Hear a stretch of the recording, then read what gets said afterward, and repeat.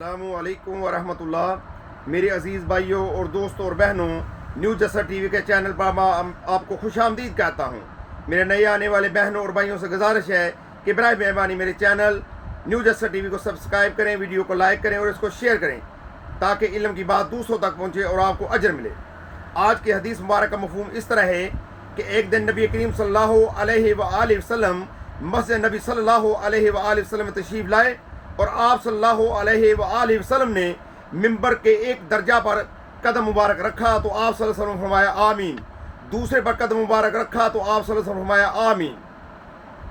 तो सहाबा इकराम रज़ियल्लाहु तआला अन्हुम ने आप सल्लल्लाहु अलैहि वसल्लम से बाद में दरियाफ़त फरमाया तो आप सल्लल्लाहु अलैहि वसल्लम ने फरमाया कि जिब्राईल अलैहिस्सलाम अभी आए थे और वो कह रहे थे कि जिस शख्स ने अपने वालिदैन में से किसी एक को बुढ़ापे में पाया और अपनी निजात ना करा सका तो वह बर्बाद हुआ।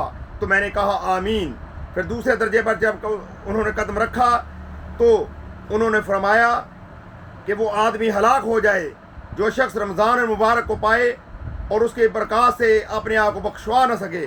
तो मैंने फरमाया आमीन।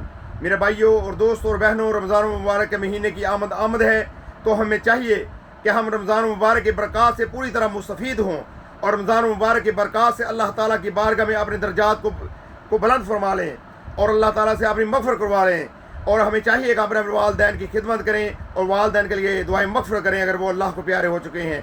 अगर वो ज़िंदा हैं तो हम उनकी खिदमत करके अल्लाह की बारगाह में महबूब बन जाएँ।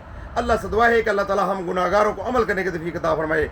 आमीन सुम्मा आमीन। अस्सलामु अलैकुम व रहमतुल्लाह।